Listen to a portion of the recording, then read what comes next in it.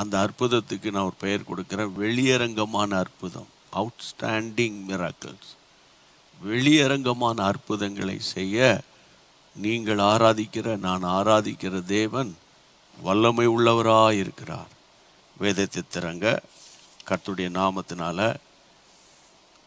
அப்போஸ்தலர் நடபடிகள் புத்தகம் 4ஆம் அதிகாரம் 16ஆம் வசனம். 4ஆம் அதிகாரத்தை திறந்து 16ஆம் வசனம் வாசிக்க கேட்கலாம். இந்த மனுஷரை நாம் என்ன செய்யலாம்? எருசலேமில் வாசம் பண்ணுகிற எல்லாருக்கும் தெரிந்திருக்கிறபடி வெளியரங்கமான அற்புதம் இவர்களால் செய்யப்பட்டதே, அதை நாம் இல்லை என்று சொல்லக்கூடாது. வெளியரங்கமான அற்புதம், வெளியரங்கமான அற்புதம். கர்த்தருடைய பிள்ளைகளை நல்லா கவனிக்கணும். அற்புதங்களில் 2 வகை இருக்குது. ஒன்று உள்ளான மனுஷன் மனம் திரும்புதல், உள்ள டிரான்ஸ்ஃபர்மேஷன். ஒருத்தருக்கு ஒருத்தர் பேசாமல் இருந்தீங்க, ஆண்டவர் உங்களுக்குள்ள அந்த மனஸ்தாபத்தை ஏற்படுத்தி மனக்கசப்பை எடுத்துட்டு நீங்கள் ஒப்புரவாயிட்டீங்க. அது உள்ளான மனுஷனில் நடக்கிற ஒரு இன்னர் ஹீலிங் அப்படின்னு சொல்லலாம், சரியா?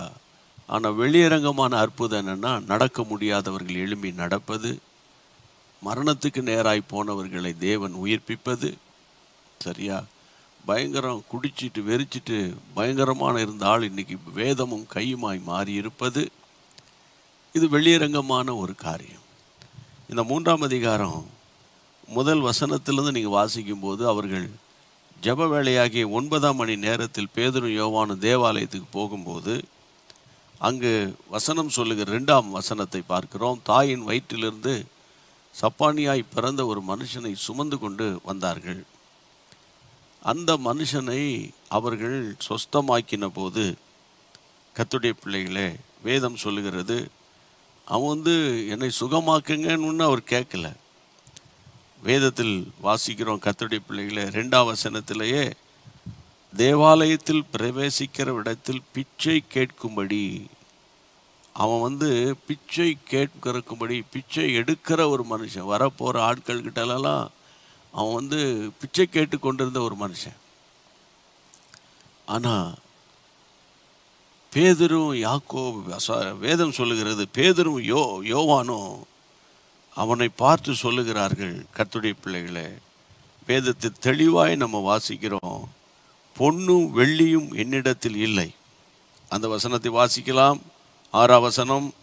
அப்பொழுது பேதுரு வெள்ளியும் பொன்னும் என்னிடத்தில் இல்லை, வெள்ளியும் கிடையாது, என்கிட்ட பொண்ணும் கிடையாது, என்னிடத்தில் உள்ளதை உனக்கு தருகிறேன், என்கிட்ட இருக்கிறத உனக்கு தருகிறேன், நசரேயனாகிய இயேசு கிறிஸ்துவின் நாமத்தினாலே நீ எழுந்து நட என்று சொல்லி இந்த காலத்துல வலது கையினால் அவனை பிடித்து தூக்கிவிட்டான். போதும். இந்த காலத்துல ஒருத்தர்கிட்ட பொண்ணு நிறைய இருந்தால் அவன் பெரிய ஆள். சர்ச்சில் கூட இன்னைக்கு ஒரு அம்மா நிறைய நகைலாம் போட்டுட்டு வந்துட்டாங்கன்னு வைங்க. ஒரு அம்மானு மட்டும் சொல்லக்கூடாது, ஐயா கூட சொல்லலாம். இந்த காலத்தில் அவன் நகையெல்லாம் போட்டு 5 விரல்லையும் 5 மோதிரம் இருக்குது, வளைய முடியாத ஒரு 50-30 பவுண்டில் செயின் போட்டுட்டு ஒருத்தர் பேசினார்னா அவர் தான் பெரிய ஐஸ்வர்யமுள்ள ஒரு பாஸ்டரு, ஐஸ்வர்யமுள்ள ஒரு இவாஞ்சலிஸ்ட்டு அப்படின்ற மாதிரி இன்றைக்கி மக்களுடைய கருத்து. ஆனால் அந்த நாட்களில் தேவ மனிதர்கள் சொல்கிறாங்க, அப்பா என்கிட்ட பொண்ணும் கிடையாது, என்கிட்ட வெள்ளி கூட கிடையாது, ஆனால் என்கிட்ட ஒன்று இருக்குது, கர்த்தருக்கு மகிமை உண்டாகட்டும். அப்போ இந்த நாட்களில் உங்களுக்கு வெளியரங்கமான அடையாளங்கள் நடக்கணும்னு ஒரு ஒரு ஒரு விசுவாசம், அந்த மாதிரி எண்ணங்களுக்குள்ளே நீங்கள் வந்துடுங்க. இன்றைக்கி இருக்கிற சூழ்நிலையை வைத்து நீங்கள் சோர்ந்து போயிடாதீங்க, சரியா?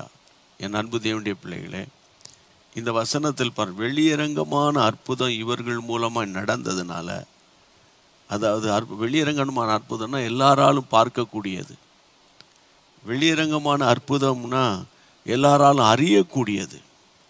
அப்போ இதுக்கு என்ன வழி? வெளியரங்கமான அற்புதம் நடக்கணும்னா 3ஆம் அதிகாரம் 6ஆம் வசனம்தான் வழி. முதல்ல 1, என்னிடத்தில் உள்ளதை நான் உனக்கு தருகிறேன், என்னிடத்தில் உள்ளதை நான் உனக்கு தருகிறேன். இந்த வார்த்தையினுடைய அர்த்தம் என்ன? என்னிடத்தில் உள்ளதை உனக்கு தருகிறேன். அதாவது பொண்ணும் கிடையாது, வெள்ளியும் கிடையாது, ஆனால் என்கிட்ட ஒன்று இருக்கு. That is anointing of the Holy Spirit. That is power of God. தேவனுடைய சர்வாங்க சுகத்தை கொடுக்கிற ஒரு அனாயிண்டிங், ஒரு அபிஷேகம் என்கிட்ட இருக்கு அப்படின்னு அவர் சொன்னார். அப்போது ஒன்று, உங்கள் குடும்பத்துலேயும் சரி, உங்கள் பிள்ளைகள் லைஃப்லேயும் சரி, நீங்கள் இதுவரைக்கும் கடந்து போன பாதை ஒரு பக்கம் இருக்கட்டும், இதுவரைக்கும் நீங்கள் ஜெபித்த விதங்கள் ஒரு பக்கம் இருக்கட்டும். உதாரணத்துக்கு சொல்கிறேன், ஒரு பையன் ட்ரக் அடிக்ட் ஆகிட்டான், உங்கள் புருஷன் குடிகாரன் ஆகிட்டான், ஏன் நீங்களே ஒரு குடிகாரி ஆயிட்டீங்க, சரியா? அல்லது இந்த மாதிரி சில ஏதாயில் ஒரு விஷயத்தில் நீங்கள் ஒரு அடிக்ஷனுக்குள்ளே போயிட்டீங்க, உங்களால் அதிலேருந்து வெளியே வர முடியாமல் போராடிக்கிட்டு இருக்கீங்க அப்படின்னா, உங்களை விடுவிக்கக்கூடிய ஒரு சர்வ வல்லமை உள்ள ஆயுதம் பரிசுத்த ஆவியின் அபிஷேகம் என்று நான் உங்களுக்கு சொல்லுகிறேன். ஒன்று. ரெண்டாவது, அதே 6ஆம் வசனத்தை திரும்ப திரும்ப நீங்கள் வாசிக்கும்போது, கர்த்தருடைய பிள்ளைகளே, அவர் சொல்லுகிறார், என்னிடத்தில் உள்ளதை உனக்கு தருகிறேன், நாசரேயனாகிய இயேசுவின் நாமத்தினால நீ எழுந்து நட என்று நான் உனக்கு சொல்லுகிறேன். அது விசுவாச வார்த்தை. அந்த ஃபெய்த் கன்ஃபெஷன், விசுவாச வார்த்தை, விசுவாச வார்த்தை. எனக்கு அன்பான தேவனுடைய பிள்ளைகளே, 7ஆம் வசனம் வாசிங்க.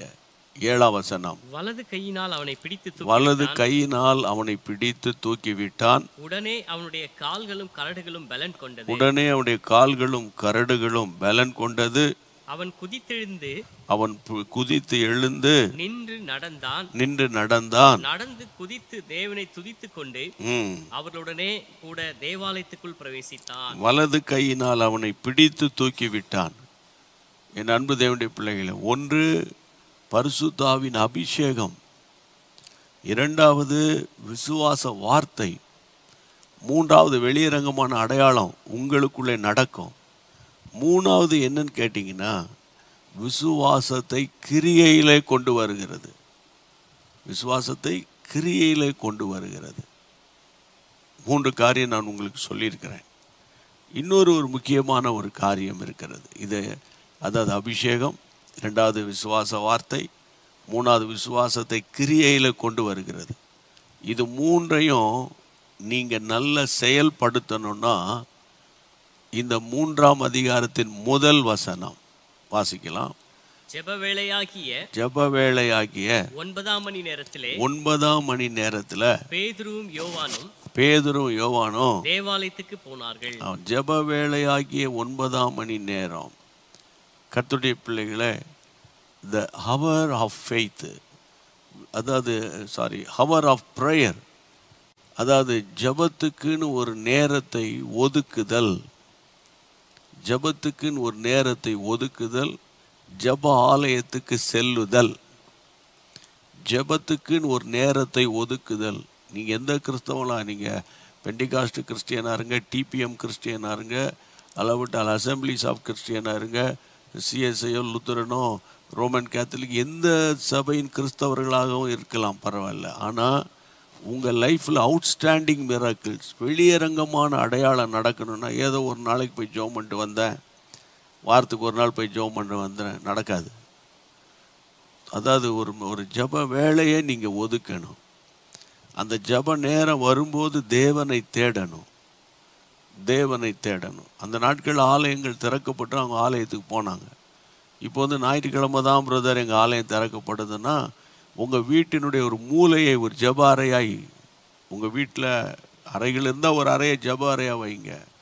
இல்லைன்னா உங்கள் வீட்டினுடைய ஒரு மூலை முக்கு இருக்குல்ல, ஒரு மூலை 4 மூலை இருக்குல்ல, ஒரு மூலையை ஒரு ஜபிக்கிற இடங்கமாய் மாற்றுங்க.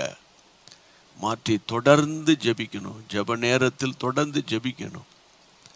மறுபடியும் சொல்கிறேன், வெளியரங்கமான அடையாளங்கள் தேவனால் இன்றைக்கு முடியும், தேவனால் கூடும். ஆமென். கர்த்தருக்கு தோத்திரம். கலாத்தியருக்கு எழுதின நிருபத்தில் ஒரு வசனம் என்னை ரொம்ப கவர்ந்தது. 3ஆம் அதிகாரம், கலாத்தியர் 3ஆம் அதிகாரம் 5ஆம் வசனம் வாசிங்க பார்ப்போம். அன்றியும் அன்றியும் உங்களுக்கு ஆவியை அளித்து உங்களுக்குள்ளே அற்புதங்களை நடப்பிக்கிறவர். மறுபடியும் வாசிங்க. அன்றியும் உங்களுக்கு ஆவியை அளித்து உங்களுக்குள்ளே அற்புதங்களை நடப்பிக்கிறவர். மறுபடியும் வாசிங்க. அன்றியும் உங்களுக்கு ஆவியை அளித்து உங்களுக்குள்ளே அற்புதங்களை நடப்பிக்கிறவர் நம் ஆண்டவர். போதும். பவுல் எழுதுகிற அந்த வேர்ட் பை வேர்டை நீங்கள் வாசிக்கணும். அதாவது ஆவிதான், அபிஷேகம்தான், ஆவியானவர் தான் அற்புதங்களை நடப்பிக்கிறவர். ஆவியானவர் இல்லாமல் சும்மா விசுவாச வார்த்தை சொன்னேன் போனேன்னா அது கேட்கிறவருடைய விசுவாசத்தின் அடிப்படையில் சில நேரங்களில் அற்புதம் நடக்கும். சரியா?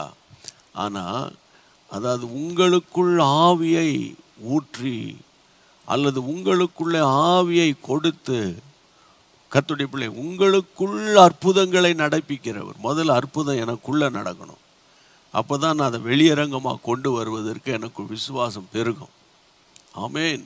அதனால் கர்த்தருடைய பிள்ளைகள், அவுட்ஸ்டாண்டிங் மிராக்கிள்ஸ்க்காக நீங்கள் ஜெபம் பண்ணுங்க. ஆண்டவர், என் ஆஃபீஸில், என் வீட்டில், என் பிள்ளைகளுக்கு, என் மருமகளுக்கு, என் மாமனாருக்கு, சரியா, என் கசின் பிரதர்ஸுக்கு, என் சிஸ்டர்ஸுக்கு, ஆண்டவரே குழந்தை இல்லாமல் இருக்கிறாங்க. யார் யார் நீங்கள் சம்பந்தப்பட்ட உங்கள் பிரதர்ஸ் அண்ட் சிஸ்டர்ஸுக்குள்ள யார் யார் வீடுகளில் அற்புதங்கள் நடக்கலை, பெரிய அற்புதம் ரட்சிப்பு, யார் யார் ரட்சிக்கப்படலை, யார் யார் வீட்டில் திருமணம் ஆகாமல் இருக்காங்க, யார் யார் வீட்டில் குழந்தை பாக்கியம் இல்லை, யார் யார் வீட்டில் சரியான வேலை இல்லாமல் கஷ்டப்படுறாங்க, நீங்கள் ஒரு ப்ரேயர் டைரியை உருவாக்கி அந்த பெயரெல்லாம் எழுதி வைங்க. ஆண்டவர் சன்னிதானத்தில் பாரத்தோடு ஜெபம் பண்ணுங்க. ஆண்டவர் நிச்சயமாய் காரியத்தை வாய்க்க பண்ணி தம்முடைய பரிசுத்த நாமத்தை மகிமைப்படுத்துவார். ஆமேன். அதனால் கர்த்தருடைய நாமத்தினால சொல்கிறேன், என் ஆண்டவரே, நீர் எங்களோடு இருந்திருந்தா இந்த மாதிரி காரியம்லாம் நடந்திருக்குமான்னு அன்னைக்கு கிதியோன் கஷ்டப்பட்டார், வேதனைப்பட்டார். ஆமேன். பிதாக்கள் காலத்தில் ஆண்டவரே நடந்த அற்புதங்கள் எங்கே என்று ஒரு கேள்வி கேட்டார். நீங்களும் அந்த கேள்வியை கேட்டு கொண்டிருக்கலாம். அற்புதங்களை உங்களுக்குள்ளே நடப்பிக்கிறவர். அந்த வேர்டு பாருங்கள், கலாத்தியர் 3:5. அதை குறித்து வச்சுக்கோங்க, அப்படி வசனத்தை பிடிச்சுக்கோங்க. எனக்குள்ளே அற்புதங்களை நடப்பிக்கிறவர். அறிக்கை பண்ணுங்க, எனக்குள்ளே அற்புதங்களை நடப்பிக்கிறவர். என் பிள்ளைகளுக்குள்ள அற்புதங்களை நடப்பிக்கிறவர். என் கணவருக்குள்ள அற்புதங்களை நடத்துகிறவர். ஆண்டவர், என் பேர பிள்ளைகளுக்குள்ள அற்புதங்களை நடத்துகிறவர். ஆமேன். என் பிஸ்னஸ் சென்டரில் அற்புதங்களை நடத்துகிறவர். எங்கள் சர்ச்சில், எங்கள் ஸ்தாபனத்தில், எங்கள் ஊழியத்தில் அற்புதங்களை நடப்பிக்கிற தேவன் எங்கள் மத்தியில் இருக்கிறீர். எல்லாம் கைகளை உயர்த்துங்க. இயேசுவின் நாமத்தினால ஷந்தாலா பௌதாலா ஹாந்தாரா பஹூராபா, இயேசுவின் நாமத்தினால. அப்போ ஆண்டவரே, அற்புதத்துக்கு பொண்ணு வெள்ளி என்கிட்ட கிடையாதுப்பா, என்கிட்ட இருக்கு. அதுதான் அபிஷேகம். இப்பொழுது பரிசுத்த ஆவியை பெறாதவர்கள் மேல அபிஷேகத்தை ஊற்றுங்கப்பா. பரிசுத்த ஆவியை பெற்றவர்கள் அபிஷேகத்தை அனல் மூட்டட்டாப்பா. அபிஷேகம் அவர்களுக்குள்ள பலத்த கிரியைகளை கொண்டு வரட்டும் அப்பா. ஆண்டவரே, அபிஷேகம் மட்டும் இருந்தா போதாது, அவர்களுக்குள்ள விசுவாச வார்த்தைகள் பேசட்டும். அவருடைய வாய் விசுவாசத்தினாலே நிரம்பி இருக்கட்டும்.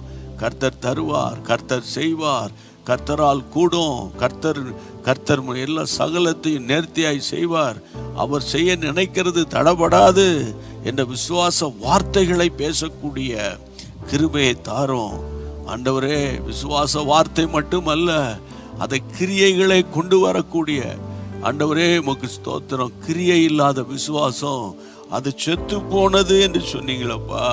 உம்முடைய பிள்ளைகளுடைய விசுவாசம் கிரியையிலே வரத்தக்கதாய் உதவி செய்யும் ஆண்டவரே.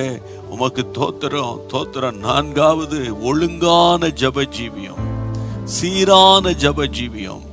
ஜபத்துக்குன்னு ஒரு நேரத்தை ஒதுக்குகிற ஒரு கிருபை ஆண்டவர். அப்போஸ்தலர் 3:1 சீரான ஜப ஜீவியத்தை தாரும், சீரான ஜப வாழ்க்கையை தாரும், சீரான ஜப ஆவியை தாரும், இயேசுவின் நாமத்தில் தாரும். கர்த்தர் அப்படியே செய்யுங்க. தம்முடைய வல்லமை உள்ள நாமத்தை மகிமைப்படுத்துங்க. கர்த்தர் இந்த ஜபத்தை கேட்டு பதில் அளிக்கிற மகாபெரிய கிருபைக்காக கர்த்தாவே உமக்கு ஸ்தோத்திரம் ஸ்தோத்திரம் ஸ்தோத்திரம் ஸ்தோத்திரம் ஆண்டவரே. ஹல்லேலூயா அன்றைக்கு இஸ்ரவேல் ஜனங்கள் பாடினது போல, கர்த்தாவே உமக்கு ஒப்பானவர் யார்? வானத்திலும் பூமியிலும் ஆண்டவரே உமக்கு ஒப்பானவர் யார் என்று நாங்கள் இப்பொழுது விசுவாச வார்த்தை சொல்லி அந்த பாடலை பாடும்போது நீங்கள் எங்களோடு கூட சேர்ந்து பாடி கர்த்தரை மகிமைப்படுத்துவீங்களா? ஆமென். கர்த்தாவே தேவர்களில் உமக்கு ஒப்பானவர் யார்?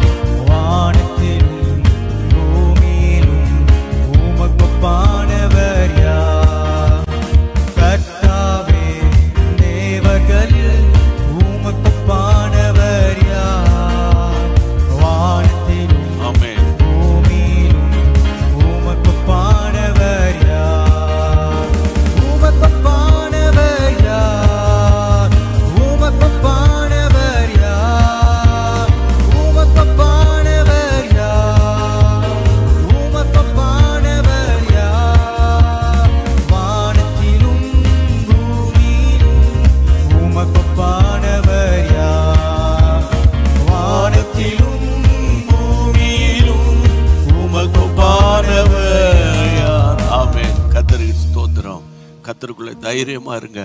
ஒரு அவுட்ஸ்டாண்டிங் மிராக்கிள்ஸ், ஆமென், தமிழ்ல சொன்ன வெளியரங்கமான அற்புதங்கள், அடையாளங்கள் என் வீட்டில் நடக்க போகுது, கர்த்தர் செய்வாரு அப்படின்னே நீங்க பாசிட்டிவா கன்ஃபர்ஸ் பண்ணுங்க. சோர்ந்து போய் அவிசுவாசமான வார்த்தை பேசாதீங்க. வீட்டில் ஒருத்தருக்கு ஒருத்தர் என்கரேஜ் பண்ணுங்க. ஆமென். ஆண்டவர் தொடர்ந்து நடத்துவார். இயேசுவின் நாமத்தில் பிதாவே, ஆமென். சேர்ந்து சொல்வோமா? என் ஆத்துமாவே கர்த்தரை ஸ்தோத்திரி, என் முழு உள்ளமே பரிசுத்த நாமத்தை ஸ்தோத்திரி.